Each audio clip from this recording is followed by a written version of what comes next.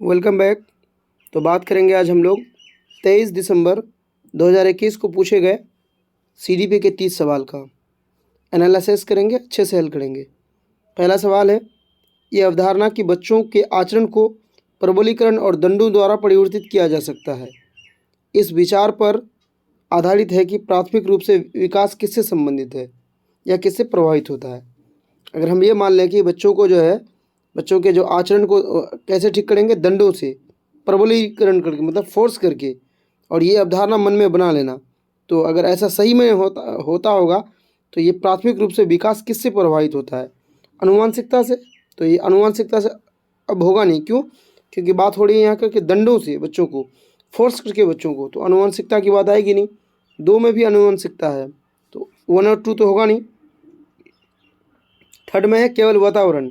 तो बिल्कुल सही है कि बच्चों के विकास को अब कैसे कर सकते हैं? केवल वातावरण से।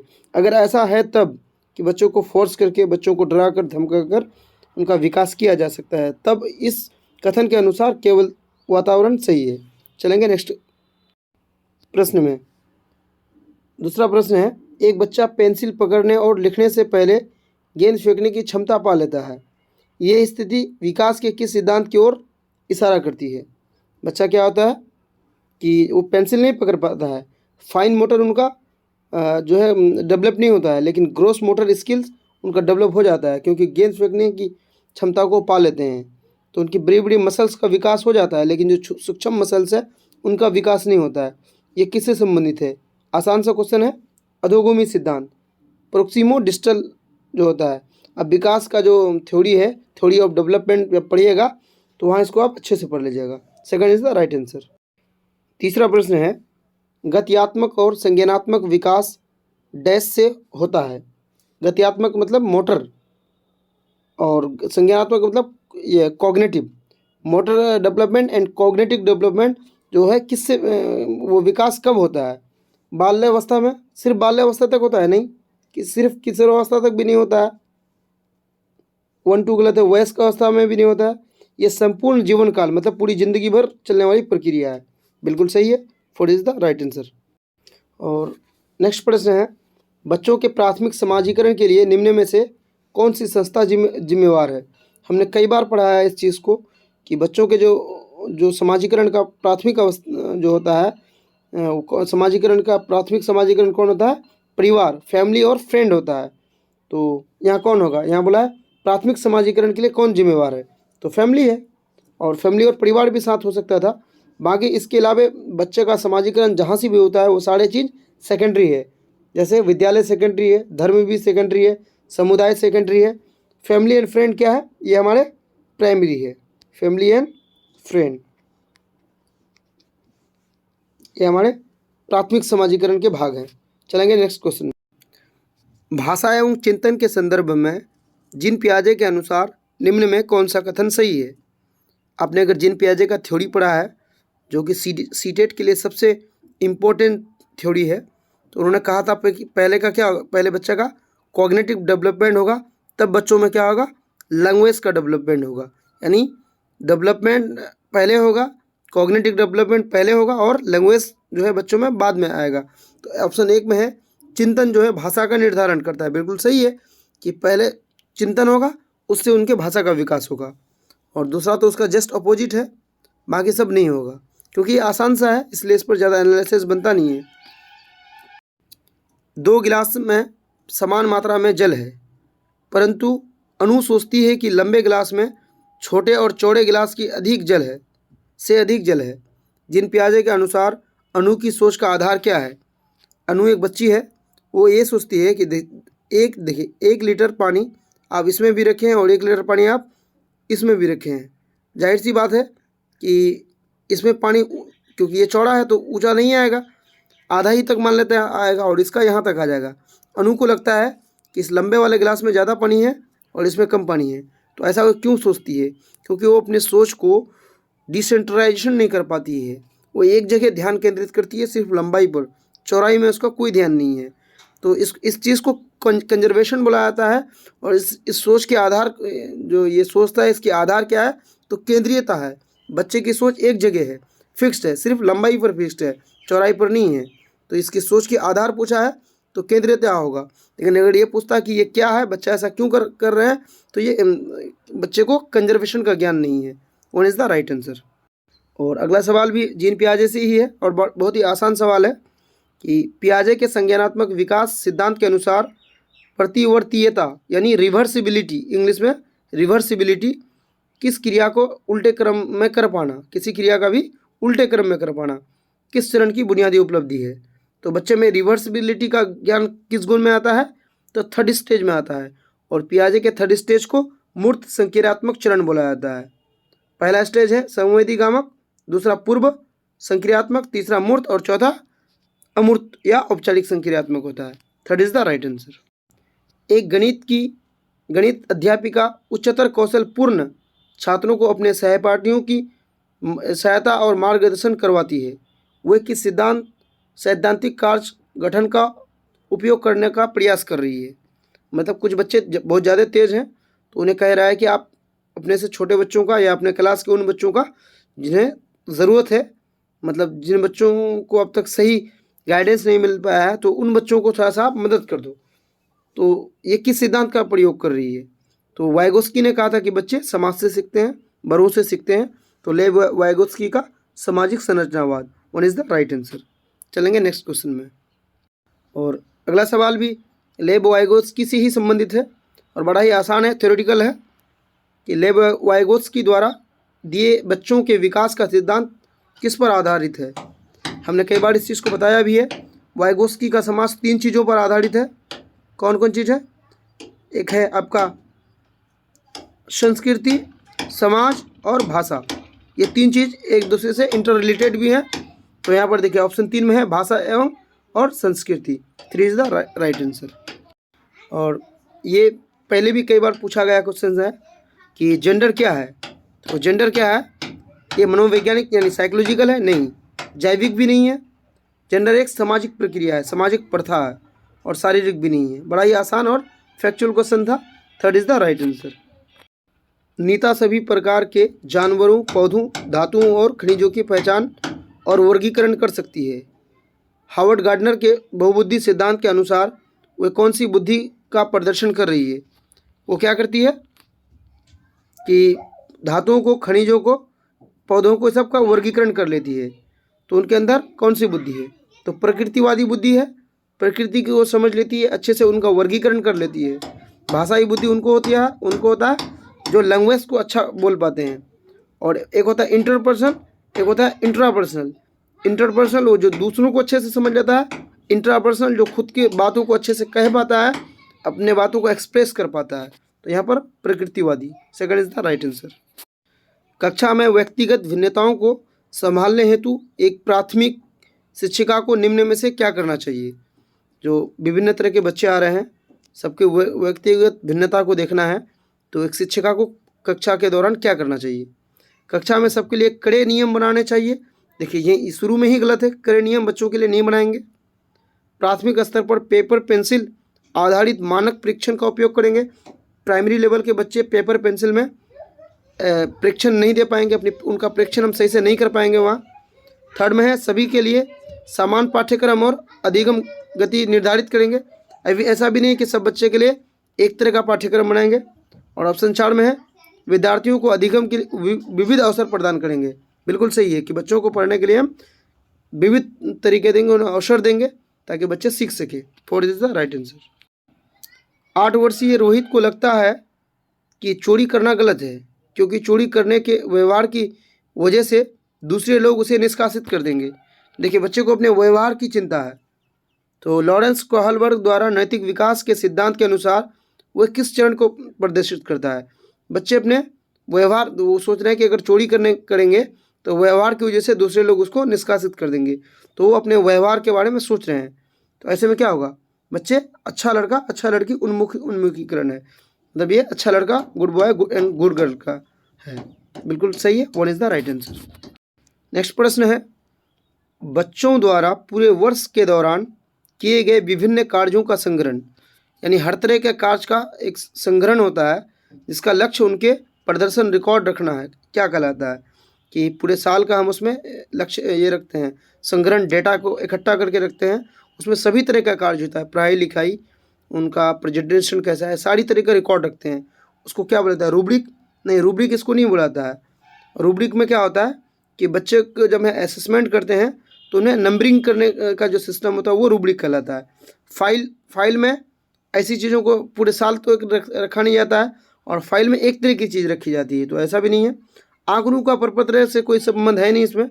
और नंबर 4 में है पोर्टफोलियो, बिल्कुल सही आंसर है, तो पोर्टफोलियो आंसर होगा, 4 इज द राइट आंसर। एक प्रगतिशील स्कूल में दी गई शिक्षा बच्चों को डैश बनाती है, यानी प्रोग्रेसिव स्कूल है तो कैसा बनाएगी बच्चों को वहाँ का?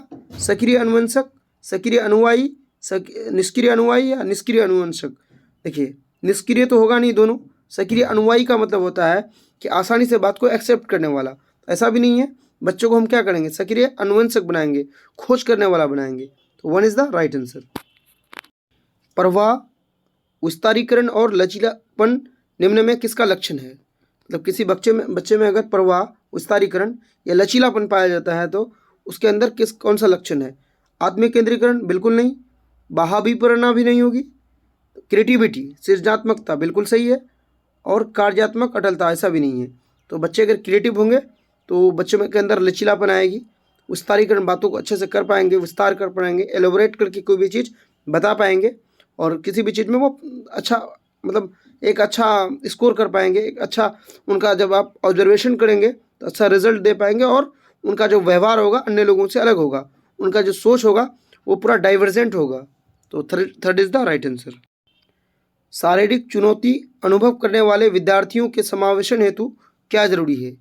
कुछ बच्चों को अगर शारीरिक प्रॉब्लम है तो आप उन बच्चों को कैसे समावेशन उन बच्चों का कीजिएगा?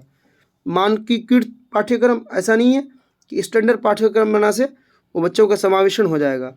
आधारभूत अभिगम्यता, मतलब कि इंफ्रास्ट्रक्चर अच्छा होना चाहिए, इंफ्रास्ट्रक्चर एसेसिबिलिटी होना चाहिए, तो ये बिल्कुल सही है कि बच्चे अगर शारीरिक चुनौती का सामना कर रहे हैं तो ऐसे बच्चों के लिए हम इंफ्रास्ट्रक्चर से ही लाएंगे, ये तो सही है। और 3 में है अधिकारियों का स्थिर दृष्टिकोण, मतलब अधिकारियों का जो है रिजिड, किसी भी चीज़ पर फोकस होगा या निर्णय होगा तो रिजिड होगा, तो ऐसा भी नहीं है। लचीला होना चाहिए टीचरों को ऐसे समावेशन स्कूलों में, विशेष स्कूल तो बिल्कुल नहीं होगा, तो second is the right answer. और बड़ा ही आसान सवाल है, पठन वैकल्य को निम्न में से किस वर्ग से सम्मिलित किया जाता है? मतलब जो बच्चा पढ़ नहीं पाएगा उसको किस वर्ग में रखेंगे? तो उनके अंदर क्या है? लर्निंग डिसेबिलिटीज़ है, उसको हिंदी में अधिगम विकारों का बहुक्रम बोला जाता है। तो ये बड़ा ही आसान सवाल है, 1 इज द राइट आंसर। निम्न में से कौन सा समावेशी अध्यापन का सिद्धांत नहीं है? समावेशी में क्या होता है? हर तरह के बच्चों को हम एक स्कूल में पढ़ाते हैं, एक सिलेबस पढ़ाते हैं, एक निगाह से रखते हैं, बच्चों को हम एक जगह करते हैं, सहायता करके एक दूसरे का, उनके अंदर सहयोग की भावना को बढ़ाते हैं। तो बोला कि इसमें से कौन सा सिद्धांत समावेशी का नहीं है? समता का बिल्कुल है। देखिए, पृथकीकरण मतलब अलग करना, बच्चों को नाम से जानना, नाम के आधार पर छांट देना, तो ऐसा बिल्कुल नहीं है समावेशी में। तो जो गलत है वो सही है, क्योंकि आपको गलत ही मांग रहा था। Second is the right answer. और नेक्स्ट प्रश्न है, कथन ये है, कुम्हार समुदाय से संबंधित बच्चे संख्या संरक्षण से पहले द्रव्यमान संरक्षण सीख लेता है। कुछ बच्चे जो है किस जाति से हैं? कुम्हार जाति से हैं, तो ऐसे बच्चे संख्या संरक्षण से पहले द्रव्यमान सीख लेते हैं। सीख सकता है क्योंकि वो उस माहौल से आते हैं जहाँ ऐसी बातों की चर्चा होती है। और कारण आर में है, अधिगम और विकास एक सामाजिक सांस्कृतिक परिप्रेक्ष्य में होता है। ये भी सही है कि अधिगम और विकास जो बच्चों का होता है वो समाज के अनुसार होता है, क्योंकि आप जानते हैं कि किसी भी बच्चे के विकास में या अधिगम में वातावरण और वंशानुगत दोनों तरह का हस्तक्षेप होता है। तो एक भी सही है और दो भी सही है, और जो आर है ए का सही व्याख्या भी करता है, तो कौन सा ऑप्शन होगा? Option A. चलिए चलेंगे नेक्स्ट क्वेश्चन में। जब छात्र एक व्यवहार को अवलोकन द्वारा सीखते हैं, इस प्रक्रिया का प्रथम चरण क्या होता है? बच्चे जब किसी भी चीज़ को यानी अपनी व्यवहार को ऑब्जर्वेशन के द्वारा सीखते हैं, इसको क्या कहेंगे? प्रतिमान क्रियाओं का याद रखना, ऐसा नहीं है। प्रतिमान पर ध्यान केंद्रित करना, बिल्कुल सही है। कि बच्चे उस चीज़ पर अपना ध्यान पूरा केंद्रित कर दिए और वहाँ से वो व्यवहार को सीख लिए, ऑब्जर्वेशन करके सीखे, देख कर सीखे। तो ये सही है। अपने द्वारा अनुकरण किए गए व्यवहार का, ये तो अपने द्वारा बात होगी नहीं। और 4 में है प्रतिमान के व्यवहार को दोहराना या अभ्यास करना। नहीं, ऐसा भी नहीं है। बच्चे कैसे सीखते हैं? प्रतिमान पर ध्यान केंद्रित करके। Second is the right answer. अधिगमकर्ताओं द्वारा की गई त्रुटियों को समझना एक अध्यापिका के लिए महत्वपूर्ण है, क्योंकि देखिए, बच्चे अगर गलती करते हैं उसकी त्रुटि को हमें समझना चाहिए। क्यों? क्योंकि वह कमज़ोर और तीव्र छात्रों की पहचान कर सकती है। हम इसलिए उनकी गलतियों को नहीं, त्रुटियों को नहीं जानेंगे कि कौन कमज़ोर है, कौन तीव्र है। ऐसा बिल्कुल हमें नहीं करना है। और दूसरा में, वह अधिगमकर्ताओं की चिंतन प्रक्रिया को समझ सकता है। बिल्कुल सही है कि हम गलती को इसलिए, उनका त्रुटियों को देखेंगे ताकि हम उनके जो चिंतन प्रक्रिया को समझ सकते हैं कि वो गलती क्यों कर रहे हैं या वो क्या सोच रहे हैं, हम उनकी सोच को समझेंगे। Second is the right answer. और थर्ड में है, वह अधिगमकर्ताओं की लापरवाही के बारे में अभिभावकों को सूचित कर सकती है। बिल्कुल गलत है। और 4 में है, वह अधिगमकर्ताओं को पृथक, देखिए यहाँ पृथक और श्रेणीबद्ध की बात की गई है, तो ये बिल्कुल नहीं होगा। राष्ट्रीय शिक्षा नीति 2020 के अनुसार अधिगम डैश होना चाहिए। NEP 2020 आपको अच्छे से पढ़ना है। क्यों? क्योंकि यहाँ से एक सवाल पूछा ही जाएगा। NEP 2020 और NCF 2005, तो इसको अच्छे से कर लीजिएगा। तो NEP 2020 क्या कर रहा है कि कैसा होना चाहिए एजुकेशन? तो प्रयोगात्मक होना चाहिए, एक्सपेरिमेंटल होना चाहिए। तो third is the right answer. देखिए, फोर्थ में है व्यवहार वाला, तो व्यवहार वाली बात पहले था, अभी है नहीं। पाठ्य पुस्तक केंद्रित होना नहीं चाहिए, उसे विषय वस्तु के अनुसार हमें, बिल्कुल नहीं। तो third is the right answer. परीक्षा के शुरू होने से पहले तन्वी गहरे लंबे श्वास भरती है। दुश्चिंता से निपटने के लिए वह डैश तकनीक का इस्तेमाल कर रही है।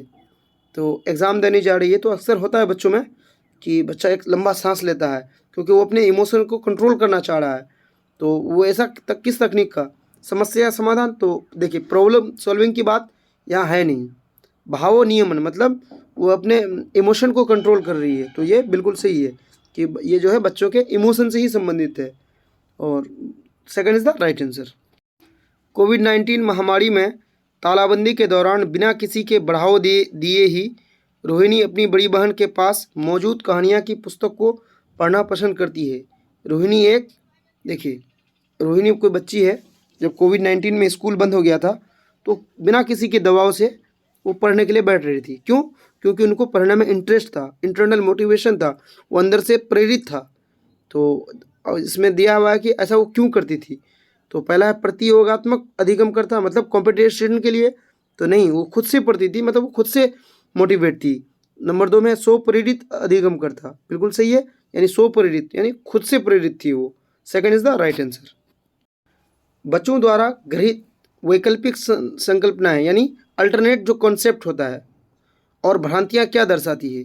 बच्चों में जो अल्टरनेटिव कॉन्सेप्ट होता है और कुछ भ्रांतियां भी होती हैं, मतलब नहीं होता कि बच्चे कुछ गलत सोचते हैं मन ही मन में, वो हमें क्या दर्शाती है? अधिगम अक्षमता? तो नहीं, वो अधिगम अक्षमता को नहीं दर्शाती है कि बच्चे पढ़ लिख नहीं पाएंगे। किसी संप्रदाय के बारे में सहज विचार, यानी किसी कॉन्सेप्ट के बारे में एक विचार होता है उनके मन में, तो ये सही है कि वो बच्चों का एक विचार है, कॉन्सेप्ट है वो। और निराधार, तो बच्चे कुछ भी सोचते हैं तो वो निराधार नहीं होते हैं। बच्चे के अंदर जब तक क्यूरियोसिटी नहीं होगी वो नहीं सोचेंगे, भले ही वो गलत सोच रहे हो, लेकिन बच्चे को सोचना पॉजिटिव है। अस्थाई संकल्पनात्मक ठहराव, तो ऐसा भी नहीं है कि वो जो कॉन्सेप्ट है वो अस्थाई है, आप बच्चे की कॉन्सेप्ट को सही कर सकते हैं। तो second is the right answer. निम्न में से कौन सी शैक्षणिक योजनाएं एक प्राथमिक स्तरीय कक्षा के लिए प्रभावकारी है? प्राइमरी लेवल में पढ़ाने के लिए 4 जो विकल्प दिए गए हैं, इनमें से कौन सा हो सकता है? संकल्पना मानचित्रों का इस्तेमाल, बच्चों को पढ़ाने के लिए हम कॉन्सेप्ट को ज़्यादा अच्छा करने के लिए मानचित्र का इस्तेमाल कर सकते हैं। जैसे कि हमको बताना है कि दिल्ली से जो उत्तर में है हिमाचल प्रदेश है या फिर जम्मू कश्मीर है, हमको बताना है, तो मानचित्र का इस्तेमाल करेंगे, यानी मूर्त चीज का इस्तेमाल करेंगे। तो बिल्कुल सही है। 1 में 2 में है अमूर्त से मूर्त संकल्पनाओं की ओर बढ़ना, यानी पहले हम बता देंगे बच्चों को कि ऐसा ऐसा होता है, ऐसा ऐसा चीज़ होता है, बाद में दिखाएंगे, तो ऐसा नहीं होता है। पहले हम चीज़ों को दिखाएंगे तब उस चीज़ के बारे में एक्सप्लेन करेंगे। तो 2 तो नहीं होगा। 3 में है विविध सामग्रियों का प्रावधान होना, यानी बहुत सारे चीज़ों को दिखाना, बहुत सारे सामग्रियों को दिखाना, बिल्कुल सही है। चीज़ों बच्चों को हम ज़्यादा से ज़्यादा चीज़ दिखाएंगे। 3 में है कहानियों और उपाख्यानों का इस्तेमाल करना, मतलब बच्चों को कहानी ज़्यादा से ज़्यादा सुनाना, बिल्कुल सही है। तो 1, 3 और 4 होगा, क्योंकि 2 होगा नहीं। 1, 3, 4 किस में है? देखिए ऑप्शन 2 में है। Second is the right answer. एक प्राथमिक शिक्षिका अपने छात्रों को सभी जानकारियों को कम से कम 5 बार अपनी कॉपी में लिखने के लिए कहती है। शिक्षण की यह विधि क्या है? मतलब कुछ चीज़ बच्चे जानते हैं तो कोई शिक्षिका उन्हें कम से कम कह रही है कि 5-5 बार इन सबको लिखो। तो ऐसा करना, देखिए ऐसा करना उचित नहीं है, क्योंकि आप अगर बच्चों को पढ़ा रहे हैं, पढ़ाने के दौरान कुछ बच्चे को कुछ आता है या कुछ जानकारियाँ देना है, तो आप सिर्फ उनको देखिए 5 बार लिखने से रट लेगा, लेकिन वो चीज़ कॉन्सेप्ट को समझ नहीं पाएगा। तो क्या लिखा? अत्यधिक प्रभावकारी तो ये होगा नहीं। यहाँ भी प्रभावकारी है सेकंड में, तो सेकंड भी नहीं होगा। देखिए 3 और 4 में है कि प्रभावकारी नहीं है, इन दोनों में ही कोई एक होगा। देखिए थर्ड में है प्रभावकारी नहीं है क्योंकि केवल पूर्व अभ्यास करना अर्थपूर्ण अधिगम का उपयुक्त तकनीक नहीं है। बिल्कुल सही है कि ये जो है एक अच्छा तकनीक नहीं है कि बार बार आप अभ्यास करा रहे हैं। और 4 में है प्रभावकारी नहीं है क्योंकि पूर्वाभ्यास अर्थपूर्ण अधिगम का एक जटिल प्रक्रिया है। नहीं, एक जटिल प्रक्रिया तो नहीं है, लेकिन ये सही कि प्रभावकारी नहीं है, और ये जटिल प्रक्रिया भी नहीं है। तो थर्ड भी गलत, फोर्थ भी गलत है। यहाँ पे कौन सही होगा? Third is the right answer. निम्नलिखित में से कौन सी योजनाएं समस्या समाधान के लिए प्रभावशाली है? इसमें 4 योजना दिया गया है। प्रॉब्लम सॉल्विंग के लिए कौन सा प्रभावशाली रहेगा? एल्गोरिथम यानी कलन विधि जिसको बोलते हैं, इसमें चीज़ों को हम छोटे छोटे करके हल करते हैं, तो बिल्कुल सही है। इनोवेशन यानी खोज द्वारा, ये भी सही है। बिना बोध के प्रयत्न त्रुटि दोहराओ, नहीं, ये बोध के साथ होता तो ये सही होता, बिना बोध के गलत है। और प्रक्रियात्मक अवधता, मतलब इसको बोला जाता है रिजिड, एक तरह से कोई चीज़ फिक्स कर लेना। तो फिक्स्ड कोई भी चीज़ प्राथमिक स्तर पर या कहीं भी किसी भी स्तर पर नहीं होता है। तो 1 और 2 होगा, ऑप्शन 2 में है 1 और 2। चलेंगे आज का लास्ट प्रश्न। आज का हमारा लास्ट प्रश्न है, निम्न में से कौन सा क्रियाकलाप बच्चों के सीखने में उनके पूर्व ज्ञान का उपयोग नहीं करता? तो हम जब बच्चों को सिखाएंगे तो पूर्व ज्ञान में विचार भी उसका आएगा, उसकी स्कीमा भी आएगी, उनका कॉन्सेप्ट यानी संकल्पना मानचित्र भी आएगा। लेकिन अगर वो कुछ रटा है किसी चीज़ को, तो वो उसके पूर्व ज्ञान से संबंधित नहीं है, क्योंकि बच्चे उस चीज़ को रट कर आए हैं। तो 1 इज़ द राइट आंसर। तो आज का जो 30 CDP के सवाल का जो 23 दिसंबर 2021 का पेपर था, यहाँ समाप्त हो रहा है। अब 23 दिसंबर 2021 का मैथ्स और EVS लेकर आएंगे। चैनल में नए हैं तो सब्सक्राइब जरूर करें, दोस्तों के साथ शेयर करें, और अपने आप अगर हमारे अंदर कुछ कमी है, कुछ त्रुटियां हैं जो इम्प्रूव हमें करनी चाहिए, तो आप हमें कमेंट भी ज़रूर करें। हम आपके कमेंट का इंतज़ार करेंगे। Thank you for watching.